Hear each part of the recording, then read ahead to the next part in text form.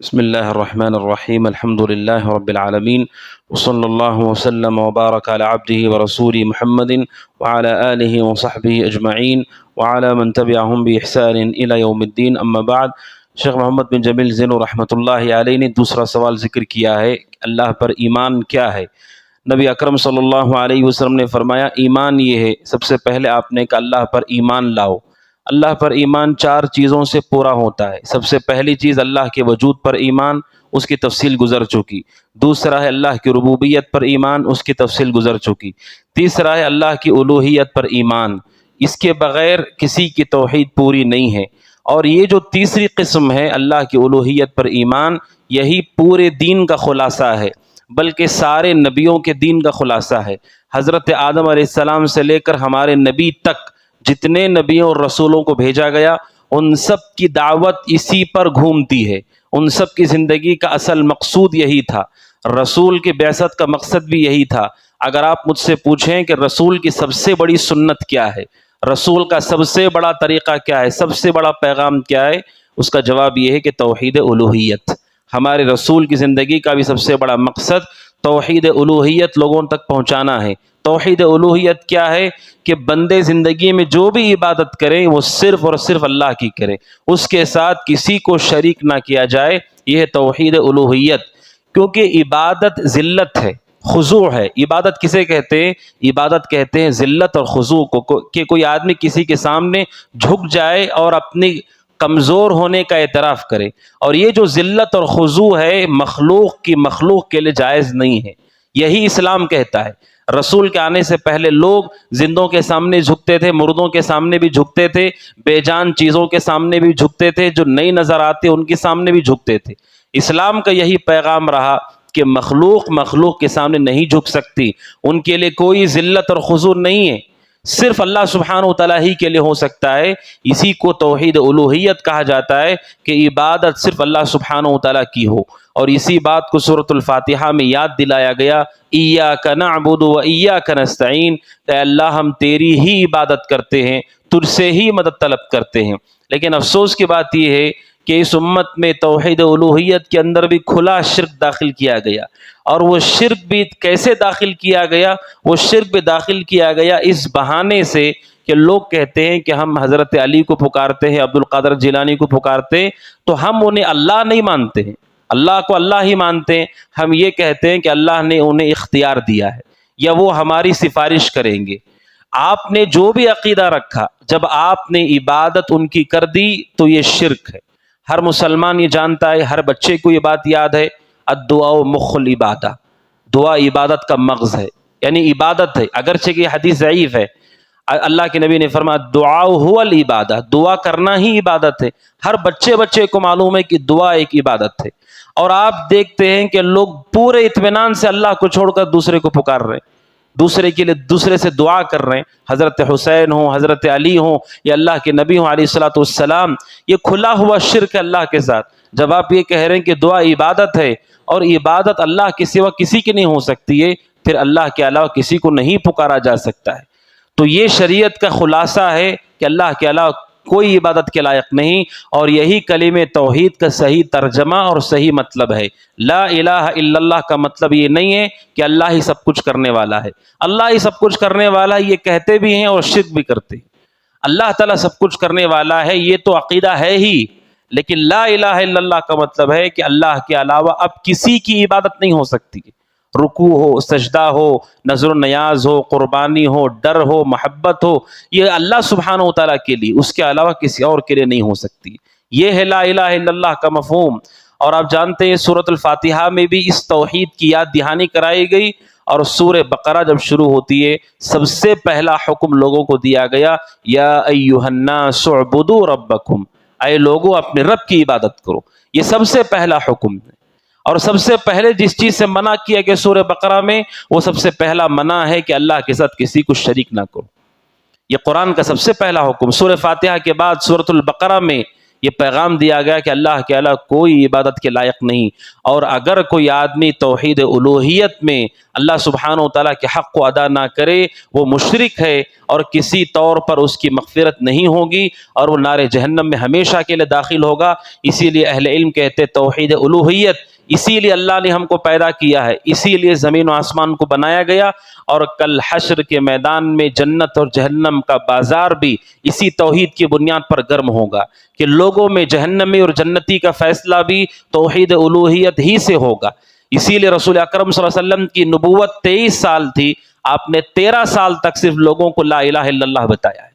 13 سال تک کوئی تفصیل شریعت کی جیسے آج ہم دیکھ رہے ایسی تفصیل نہیں بتائی گئی لوگوں کو، سب کو لا الہ الا اللہ بتایا گیا، کیونکہ یہ نہیں ہے آپ کی عبادتوں کا کوئی فائدہ نہیں۔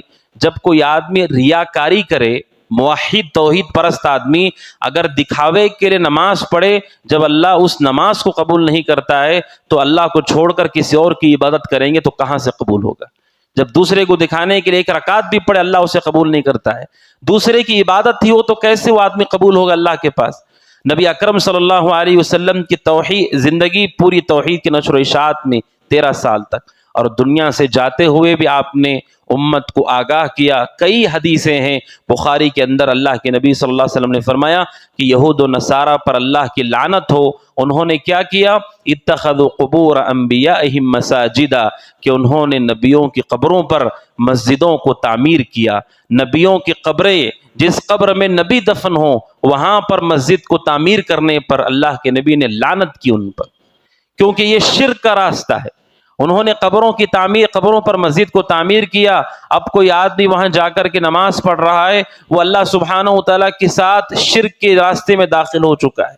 حضرت عائشہ رضی اللہ تعالیٰ کہتی ہیں اللہ کے نبی کے کہنے کا کیا مقصد ہے؟ آپ کیوں یہودیوں نصرانیوں پر لعنت کر رہے تھے؟ حضرت عائشہ کہتی ہیں یحذر ما صنعوا، اللہ کے نبی کا مقصد صرف ان کے اوپر لعنت کرنا مقصد نہیں ہے۔ کہتی حضرت عائشہ اللہ کے نبی اس لیے ایسا کہہ رہے تھے یحذر ما صنعوا، کہ جو وہ ان لوگوں نے کیا تم میں سے کوئی ایسا کام نہ کرے۔ امت کو آپ منع کرنے کے لیے ایسا کہہ رہے تھے کیونکہ اس راستے سے امت میں شرک داخل ہوتا ہے۔ حتیٰ کہ سنن ترمذی کی حدیث ہے اللہ کے نبی کو یہ بھی پسند نہیں تھا کہ کوئی انہیں دیکھ کر کھڑا ہو جائے۔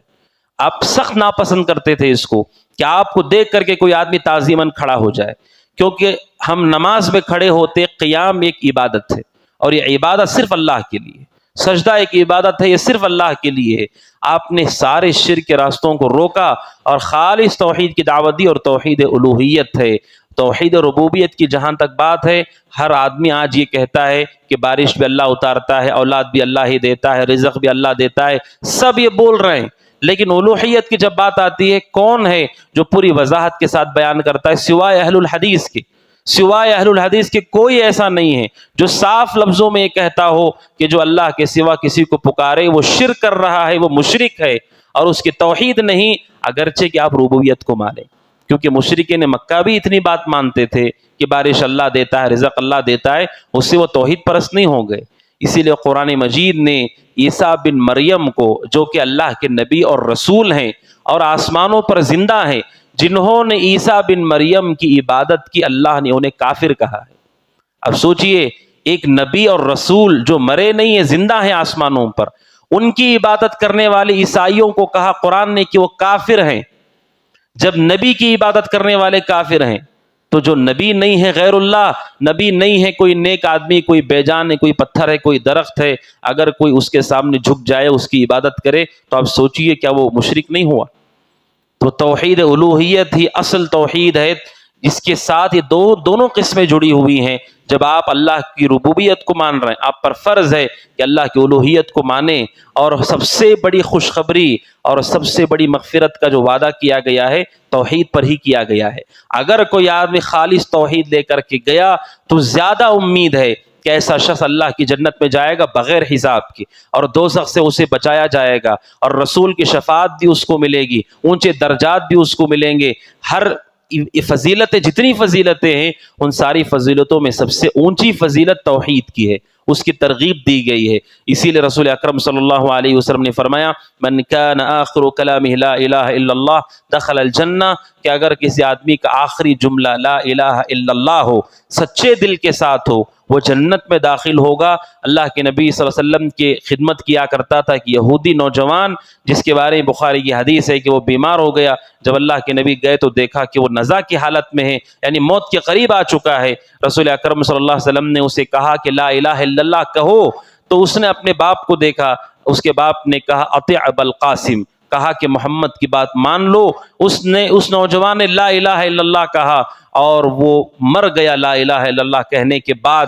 کہتے ہیں صحابی رسول اکرم صلی اللہ علیہ وسلم خوش ہو کر کے آپ کا چہرہ چمک رہا تھا، اور اللہ کے نبی کہہ رہے تھے الحمدللہ الذی انقذہ من النار، تمام تعریفیں اس اللہ کے لیے ہے کہ جس نے اس نوجوان کو جہنم کی آگ سے بچا لیا۔ کوئی عمل نہیں کیا اس نے، نماز نہیں پڑھی، روزہ نہیں رکھا، کوئی عمل کا وقت آیا ہی نہیں۔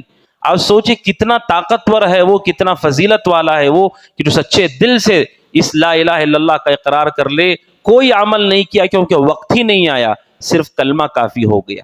اللہ کے نبی نے کہا تمام تعریفیں اس اللہ کے لیے جس نے اسے جہنم سے بچا لیا، یعنی وہ جہنم میں نہیں داخل ہوگا، جنت میں داخل ہوگا۔ تو یہ توحید الوہیت ہے جو اللہ پر ایمان میں ضروری چیز ہے۔ تیسری چیز ہے کہ ہم اللہ سبحانہ وتعالیٰ کی الوہیت پر ایمان لائیں۔ اللہ سبحانہ وتعالیٰ سے دعا کہ اللہ تعالیٰ ہم سب کو توحید الوہیت پر مضبوطی سے ایمان لانے کی توفیق عطا فرمائے، آمین۔ ھذا وصلی اللہ وسلم علی نبینا محمد وعلی آلہ وصحبہ اجمعین۔ السلام علیکم ورحمۃ اللہ وبرکاتہ۔